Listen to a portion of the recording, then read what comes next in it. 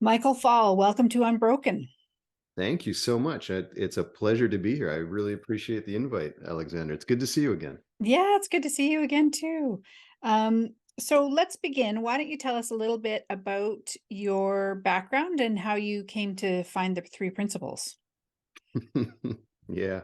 Well, okay, we'll do the background really quick. I am a professionally certified coach through the International Coaching Federation. I'm also a 3P coach through the 3PGC, 3PGC. Hmm. Um, I've got a couple of children, one boy, one girl. Great relationship. That's kind of the not so exciting stuff, but very exciting to me. How I came to the three principles is an interesting story. What happened was I was at the lowest point I've ever been in my life when I came across the principles. I had a relationship that was falling apart. I had a business that um, was trending away from me, and I was spending a lot of time abusing my body with drugs and alcohol. Is sort of the truth of this. It still amazes me to this day how evident our resilience is that I could have been so abusive to myself and still ran a business and raised two amazing children. But the tertiary story. So how I came to the principles was I used to own a gym, and one night, I think it was September 18th, 2015, I got an email. It was actually a Facebook message from from a young man who I knew from the neighborhood, who I'd trained in my gym for a long time, always for free, neighborhood kid, didn't matter. And he sent me this sort of rather cryptic message saying, "So I think you might like this. This will be sort of as payment for all of those years you trained me for free at the gym." I'm like, okay, this sounds cool. I like the kid. This is cool. I shouldn't say he's a kid. This is cool. And what he sent me was three of Sydney Banks recordings. He Mm. sent me the Long Beach lectures, the Washington lectures, and for some reason the other one escapes me now. But and then a couple of book recommendations. A few days later, actually, one of Michael Neal's books showed up on my doorstep from him as well, and one of Jack Pransky's books. Anyway, so for whatever reason, I was at home alone, sober, and I was listening to the Long Beach lectures, and that's misleading because I was 5 minutes into the Long Beach lectures when everything changed. And that language gets used somewhat regularly. Everything changed, but everything stayed the same. Well, everything changed, nothing stayed the same. And yet everything stayed the same. So what's funny about it is I've gone over the Long Beach lectures, I don't know how many times since then, in the 8 years. There's nothing in the first 5 minutes. There's Mm. nothing there where it's like, oh my God, that was so profound. But there was something that I heard within the first minutes of this audio that had me crying and laughing. My suspicion is, had someone been witnessing what was occurring for me, it wouldn't have been too much of a stretch to be describing it as a psychotic break of some kind, maybe on the lower end, of bell curving that. But yeah, so it was a fluke. I've always been interested. I mean, as long as I can remember, and through my family as well, this exploration in the direction of what more is out there has always intrigued me. And then, one of my coping mechanisms, again, without too much detail, led me away from that exploration for quite a few decades. And then, yeah, it's all of a sudden things changed. And what I heard, and we got the disclaimer out of the way early, what I heard in that moment was, holy bleep, I've been making it all up. Mm. That's that I remember so clearly sitting in my bed or lying in my bed, just sobbing and laugh like maniacally. And what ran through my head in that split second was, I've been making it up. And the world changed. Um, yeah, I mean, I could go on about this, but so I have this sort of articulation of it that, or a view of my life now that is sort of my life before and my life after. And without being overly dramatic about it, I feel fairly comfortable saying that if whatever happened doesn't happen, mm, I don't, at the very least, I don't find the relationship that I have now with Julie, whom you met. My guess is, my son shortly after that came to live with me full time. And my guess is that if this occurrence, if this, I don't know what the language is for what I experienced, but if that doesn't happen, we're not having this conversation. Mm. A lot of things were trending not in a good direction at that point. So yeah, it was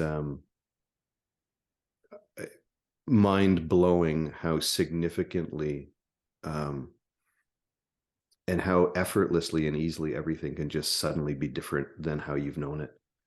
Um, one of the this might be moving away from the question a little bit, but it probably bears saying. In the aftermath of the experience, which lasted for ages, I was on a high for like 8 months. It was wonderful. Wow. But yeah, it was significant.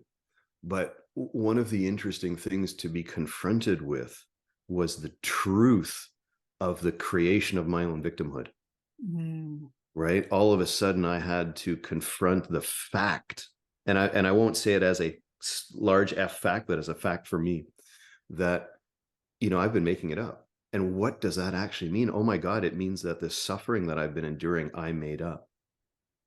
And coming to terms with that afterwards was a really steep sort of learning curve, if you will, right? Like to come to a place where I saw with absolute clarity that it wasn't, my relationship, or it wasn't my dad, or it wasn't the money in the bank. Like it wasn't all of these things that I have habitually looked towards for my experience, to be now suddenly confronted with the fact that, oh my God, it has nothing to do with out there. And in fact, the way it looks out there has everything to do with how it looks in here. so so putting these pieces sort of together afterwards was really interesting, and of course led to and I suspect this is with many people who have an awakening of some kind, is you double down on it. So for me, that doubling down meant, let's read everything I can, let's talk to everyone I can, let's interview all of the, and so that intellectual pursuit is actually not helpful. So for anyone out there listening to this around the 3P world, you've got it already. You don't need to chase it. And in fact, chasing it will keep it at arm's length from you. So save yourself the trouble. But yeah, so that's kind of how I came to it, I guess, Yeah. And so a slight digression here then. Yeah. One of the things we talk about a lot on this show and that I talk about in my work is unwanted habits. So Mm.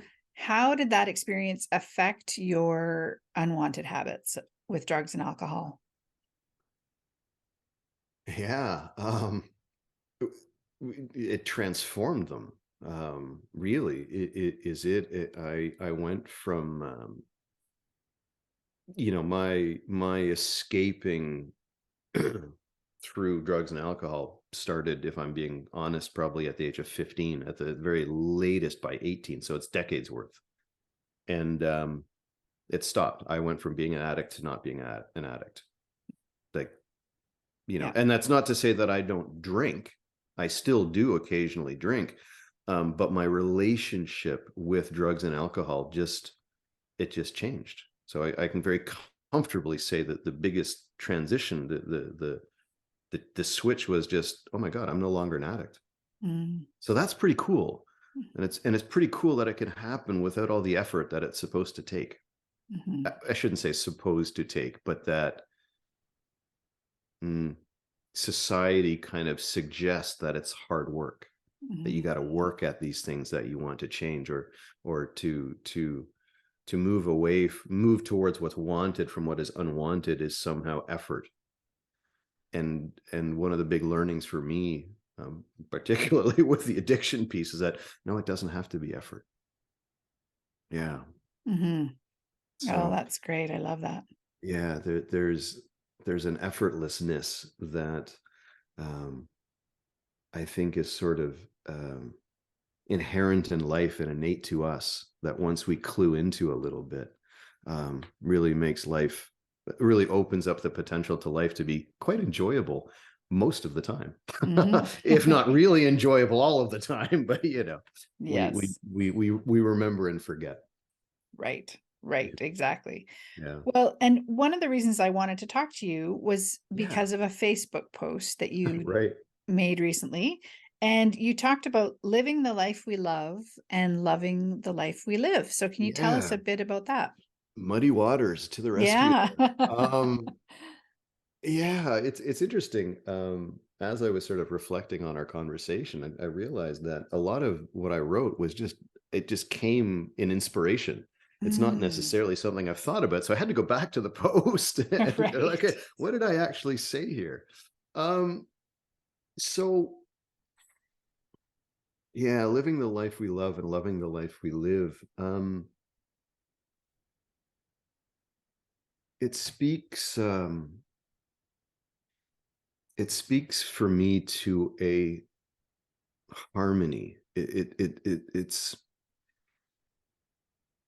to a harmony. It speaks to of accepting, of an acceptance of oneself in one's totality, not just as an individual, but as a participant in life, but also as life. So living the life we love, loving the life we live is like, I think for me, it stems from the realization, at least for me, that all I desire is to be happy. I just desire to be satisfied. And those are not the best of synonyms, but I mean them synonymously. So there's something about there, something in acceptance of who you are, your role in life, accepting your warts, right? Um, I mean, we all get angry. We all say dumb things sometimes. And there's something about loving the life you live, living the life you love, that allows one to have characteristics within oneself that we don't necessarily like, might not choose to live from there, but being okay with the fact that we are also that, and not Mm, having to do anything about them. And that's not an excuse to be an a-hole. It's just that that is, there's something encompassing about that quote from Muddy.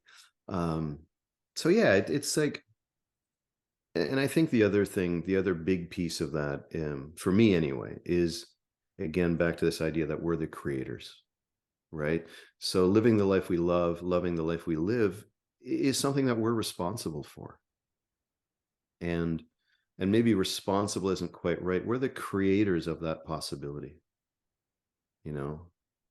So yeah, it's an interesting one. And I've read the post a few times now in anticipation of it. And I think it's still a work in progress, is the absolute truth for me of what that really means. It flowed through me, and I'm still not 100% sure what it means. But there was mm, something that there was something that felt like, yes, of course, this is the way it should be. Yes, of course, this is what we all aspire to. There's probably an undercurrent of celebrating the fact that you're here, mm, right? Okay, I'm here. That's pretty big. And if I can realize that I'm here, that's a pretty cool thing to celebrate. So you're halfway to living a life you love already, just in your acceptance of being here. And maybe that's part of accepting yourself in your entirety. that you're not trying to work on something or trying to deny an aspect of you. So I don't know. That's a lot of words there, Alexandra. As you can see, I'm still working on it a little bit, but Yeah, well, let's explore it a little bit further then maybe. yeah, You connected to this and I did too, that it's kind of the opposite of victimhood. You didn't say it that way just now, but yeah, that's what struck me as well. And so yeah. maybe let's look at if someone's having a circumstance in their life that they don't like, um, how could you talked in the post too about leaning into life. So how Mhm. can we lean in when things are looking like we don't want them to look? Yeah, that's a good question, right? How can we do it when things are not how we want them to be? Because it's Yeah. easy to lean in when things are good. Yeah. That's right. Yeah. Um, there's another piece that I'll just start with this. We'll see what happens. Um, there's something in that quote that to me speaks of being completely satisfied and eager for more. Mm, So leaning into life again, embracing embracing all that is, but there's something more nuanced there. It's about embracing what is, minus your story that you're making up. Um, so fully accepting your existence in partnership with life, right? Um, yeah. So what do you do? How do you lean in when things aren't going well? That's a good question. And I would say the trap of that is trying to do something in order to, right? So I don't feel good in this particular moment. Of course, our natural desire is to do something about it. We mm, typically approach that from an intellectual perspective of solving for a problem. Well, I will say from my own experience, once we understand that we're making up the problem, it's a lot easier to lean into it. There's less to do then, right? Um, but I think the way to begin, and I like how you asked about unwanted, the way to lean towards what is wanted um, has to, not has to, but begins with being gentle with oneself. mm, So there's something, so when I'm feeling off or away from home or out of center or out of alignment, whatever language we want to use there, what is incredibly helpful to lean into is twofold. The understanding that I am creating that experience and accepting that, okay, I'm doing this. That's a challenging one at times. And then allowing some gentleness there. So not being too hard on myself when things aren't looking how I want them to look, which happens. mhm, So I would say that the first step I think is to step back from the desire to get in there and meddle to try to make it the way you want it to be. And we spoke about Michael Neal before we started. He's got he talks about it holding a beach ball underwater, right? So it takes effort to hold a beach ball underwater, and we'll experience resistance. And the bigger the ball, the deeper we hold it, the harder it is to hold it there. So what do we have to do to get back to center to let the ball float? Is we have to let go. mm, And I think at least from my experience, trusting that letting go was all you needed to do took some time. It mhm. took practice. I mean, okay, I hate to say that, especially in the 3P world. I don't mean practice. It took the creation of new habits. It took an intention. It took attention to, okay, how do I feel right now? This doesn't feel how I want to feel. Okay, what do I got to do about it? The old default to panic, or worse, blame everything around you. Well, Yeah. if I can just solve externally, everything will be fine. And yeah, what do you do? I mean, the short answer is nothing. Right? Right. The short answer is nothing. What do you I mean, anything you try and do is going to likely have the opposite effect, although in a superficial way it might look like moving the blocks externally is going to make a difference. But uh, so I think leaning into life is, words like trust come up, words like harmony come up, words like appreciation come up, acceptance, stuff like that, allowing comes up. um and and yeah, gentleness, like we all of us have years of experience with things working out, even at their worst, even at the very worst of my experience in my life. I can point to things working out. So we have evidence within our own lives that things work out when we sort of take our foot off the accelerator a little bit, when we stop trying to do it all.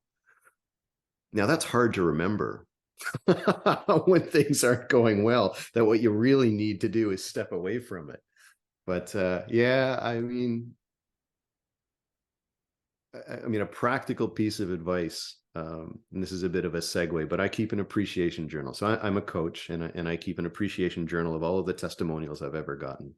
Mm. And recently I was kind of like, oh man, I don't know, like I'm terrible at this. And my wife looked at me, and Julie looked at me and she said, have you looked at your appreciation journal recently? No, I haven't. So there's something about being able to, in times of crisis, enable yourself to remember that you've come through things like this in the past and you have a lifetime's worth of experience to prove that. It's just being able to see it. Does Mhm. that make sense? Yep. Feels Yep. like it makes sense. I don't know. Makes sense to me. There we go. And I love what you said about trust, because for Mm, me, that was such a big piece of it, that my brain was so busy and working so hard to fix everything all the time, that yeah. it took a while for me to build that muscle of stepping back. When something happens, I can trust that this is going to work itself out, and there's a greater intelligence at play here. Yeah. So I don't need to really drive myself crazy. It's challenging to come from, you know, everything is broken Yeah. to nothing is ever broken Yes. to how is my perception in any given moment and how is my ability to remember those two things. Anyway, yeah, Hmm. I like how you put that. It is building the muscle. It's not something that you're necessarily trying to do, but it does, it's helpful to be conscious, right? Or to be conscientious in your desire to look towards what is preferable to you, what feels better.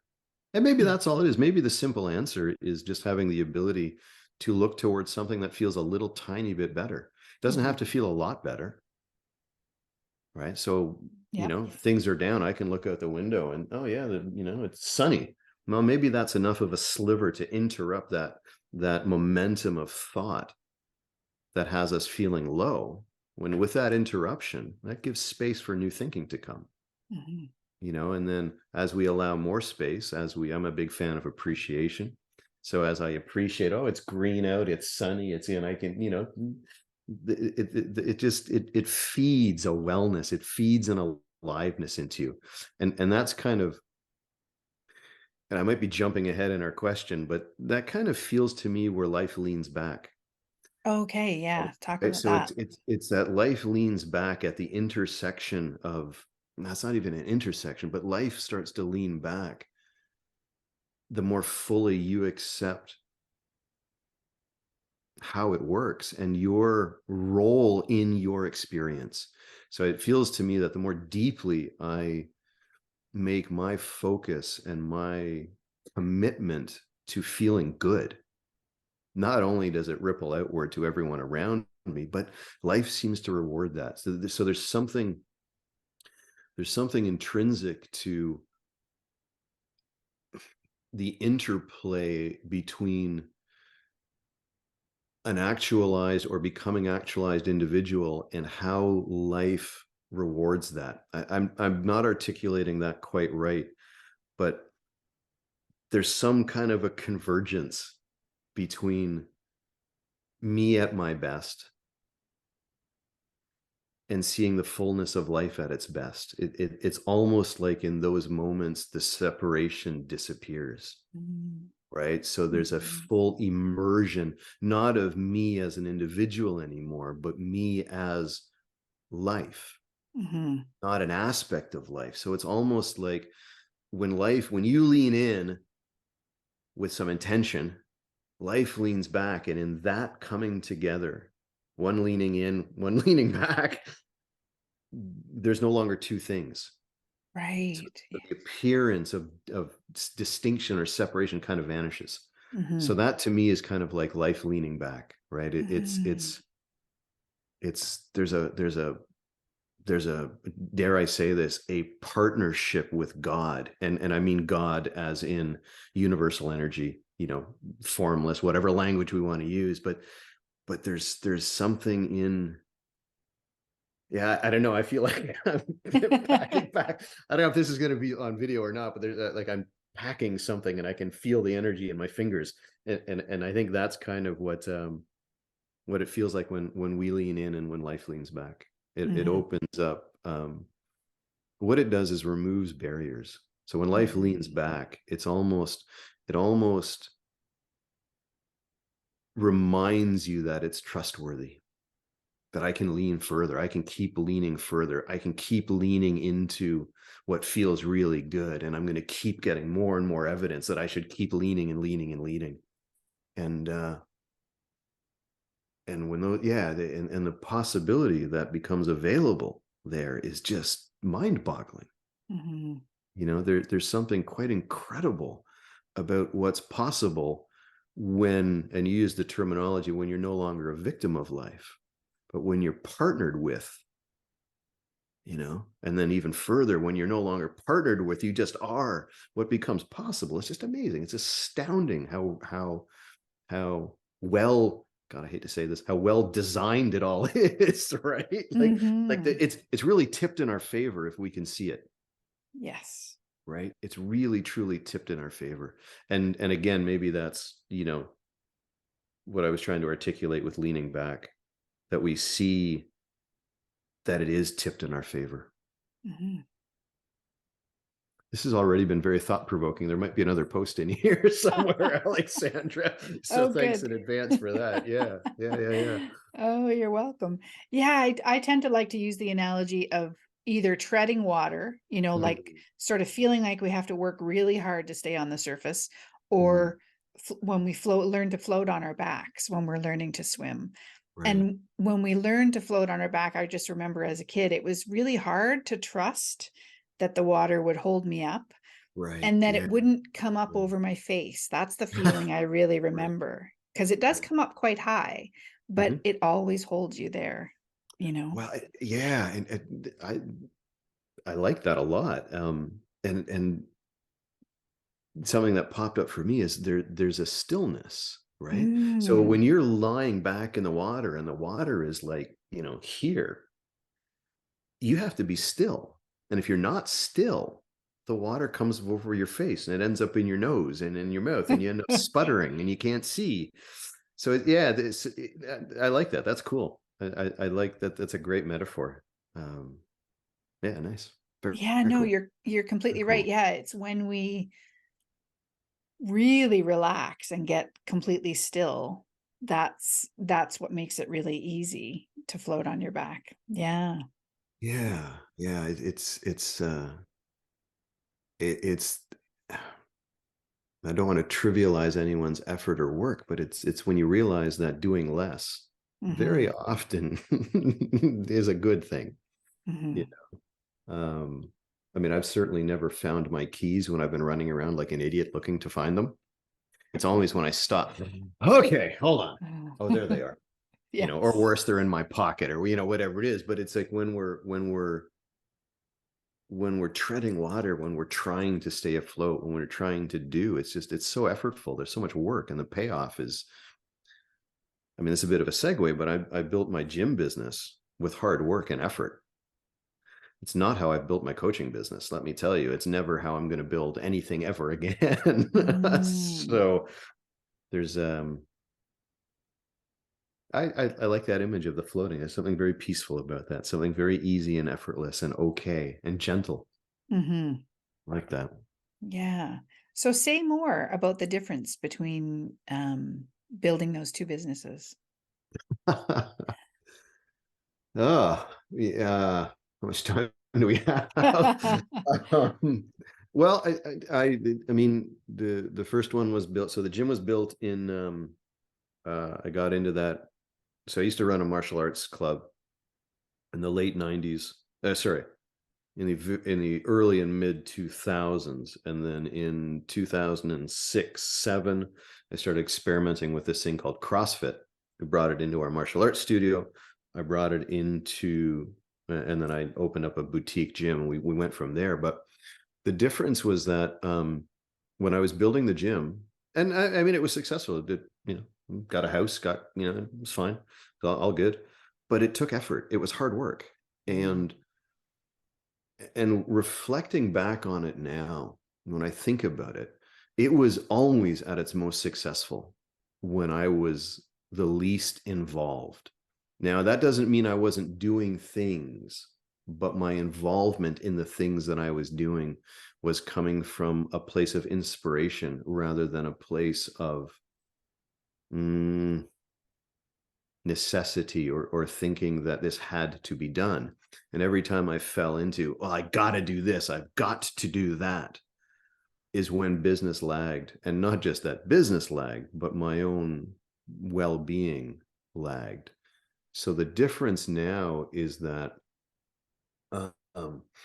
my coaching business is being built, has been built, is being built from the perspective that I'm actually partnering with God. I'm not doing it on my own. So it's been effortless. I joke. I mean, I started the business, unofficially in 2015. I knew in 2015 I was done with the gym. It took me 4 years to get out. So, officially my coaching business started in 2019, and I laugh about it now. I started it on my deck over the summer, sitting in the sun every day. And I still, my reminder my reminder when I'm trying too hard at it is to go and sit back up on the deck and lounge and sit and read or be on the computer. But it's so the fundamental difference is that I'm no longer trying to move pieces to give me something, to make me happy. Well, I mean, that's my ultimate goal, is just happy. It's all about being happy. It's all about becoming more of who I am. And I used to think that I could do that by manipulating the pieces that are external to me. And that just evaporated rather quickly in, September 18, 2015. So yeah, the difference is one of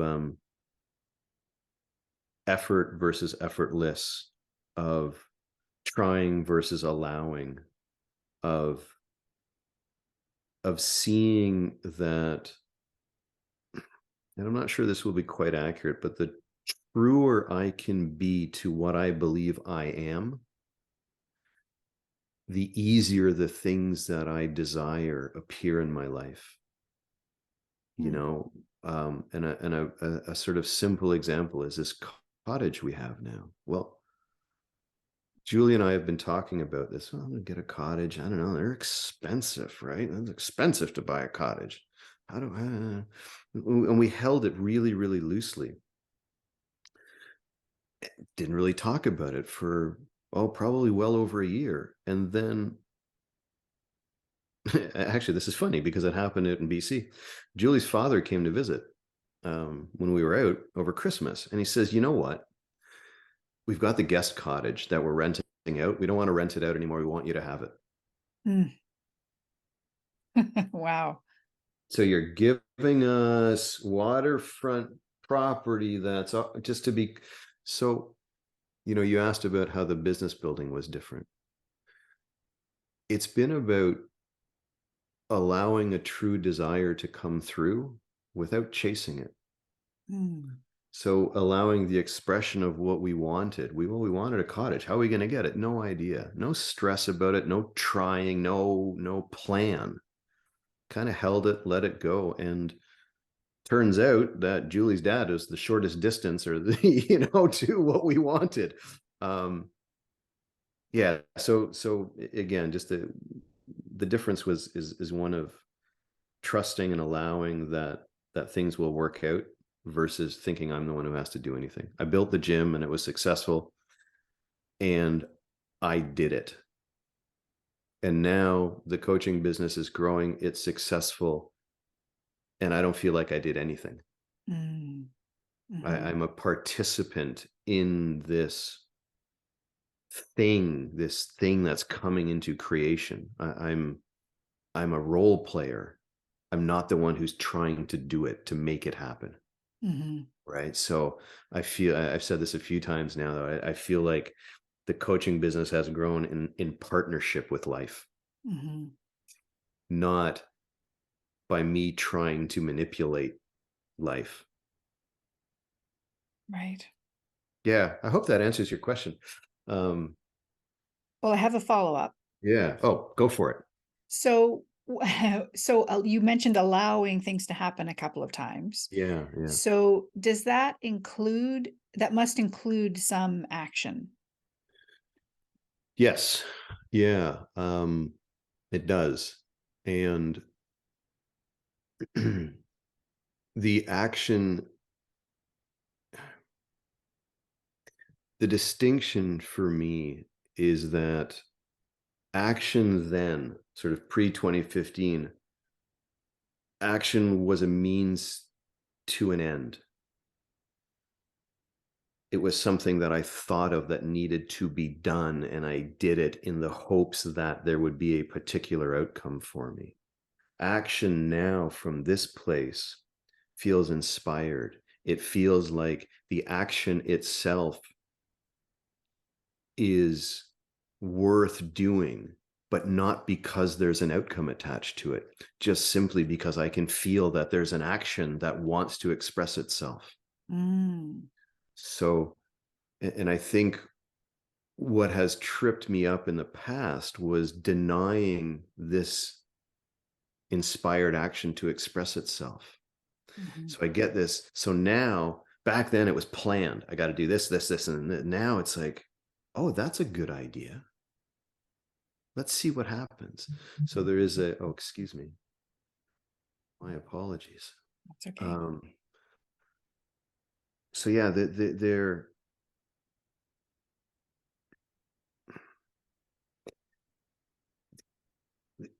yeah, the difference there in the action is that action now feels like it's coming through me. That it feels like I'm the I'm the person that um